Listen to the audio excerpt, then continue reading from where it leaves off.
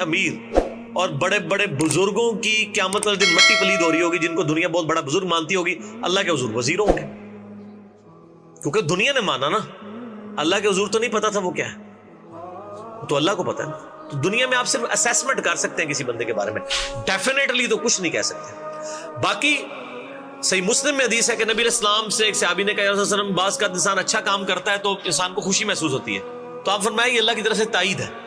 برے کام کے اوپر دل کے اوپر بوجھ رہنا، اچھے کام کے اوپر خوشی کا اظہار، یعنی دل سے اندر سے آواز آنا کہ بڑا اچھا کیا تو نے، یہ اللہ کی طرف سے تائید ہوتی ہے. کیونکہ مسلم شریف میں حدیث ہے ہر بندے کے ساتھ ایک شیطان اور ایک فرشتہ اٹیچ ہے. شیطان اس کو برائی کی طرف لگاتا ہے اور فرشتہ اس کو اچھائی کی طرف، اس کی حوصلہ افزائی کرتا ہے. ایک صحابی نے جرأت کر کے پوچھا یا رسول اللہ آپ کے ساتھ بھی؟ فرمایا میرے ساتھ بھی تھا، لیکن اللہ تعالیٰ نے مجھے اس پہ قدرت دے دی اس حوالے سے کہ وہ مطیع ہو گیا.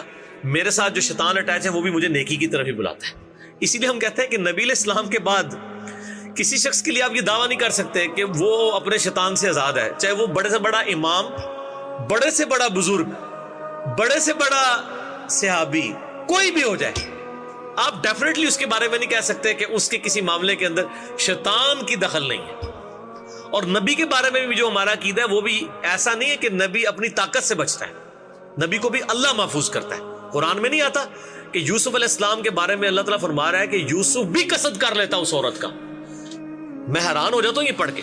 عصمت انبیاء پہ مسئلہ 88A اور 88B دیکھ لیجیے آپ میرا. عصمت انبیاء کا جو عقیدہ پبلک میں مشہور ہے نا، یہ عقیدہ ٹھیک نہیں ہے.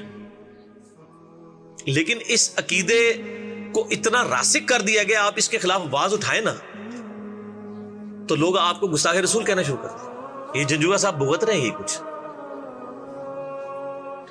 وہ یہ تو قرآن پاک یہ یاد لے کے لوگوں کے سامنے گئے کہ بھئی قرآن پاک میں تو انبیاء کی لغزشوں کا بیان ہوا ہے.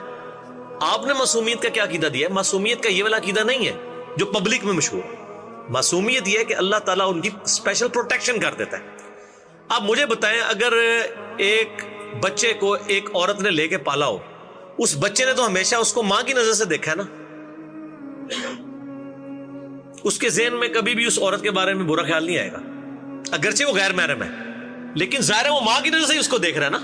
جیسے ہم اپنی پھوپھیوں کو، اپنی چلے پھوپھی تو محرم ہے، اپنی مامی جو بوڑھی ہے وہ تو غیر محرم ہے نا، چچی بھی غیر محرم ہے، ہم کبھی نیگیٹو نظر سے تو نہیں دیکھ رہے ہوتے.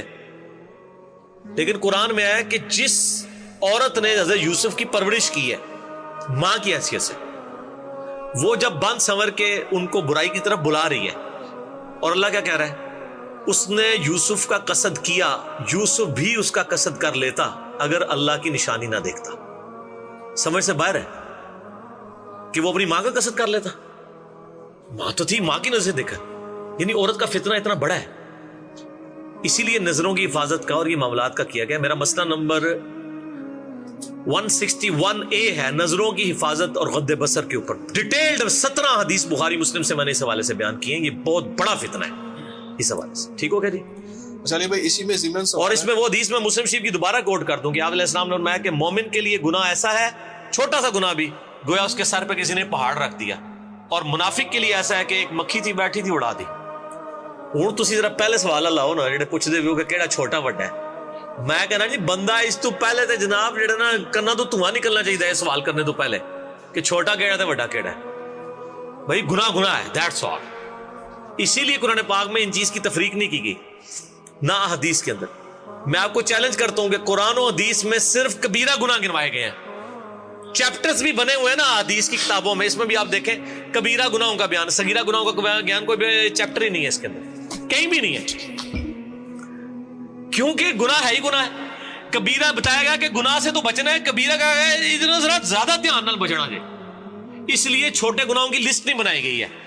سمجھ آئی بات کی؟ ورنہ لوگوں نے کہا کہ اے کر لو. ہاں قرآن میں ہے کہ جو بڑے بڑے گناہوں سے بچتے ہیں الا اللمم، ہاں چھوٹے بہت. الا اللمم کیا ہوتا ہے؟ الا اللمم یہ ہے کہ انسان سے بعض اوقات یعنی بے دھیانی میں کسی کا دل دکھا دیا، انٹینشن نہیں تھی. یعنی بیوی نے کوئی بات کی اور آپ کسی اور موڈ میں بیٹھے تھے اور آپ کہتے ہیں چپ کر جا اس ٹائم، یہ گناہ ہے. دل دکھا دیا نا، لیکن آپ کی انٹینشن نہیں تھی. چلیں آپ کو صغیرہ گناہ بتا دیں، یہ صغیرہ گناہ ہے. ٹھیک ہو گیا نا؟ تو اس سے بچیں.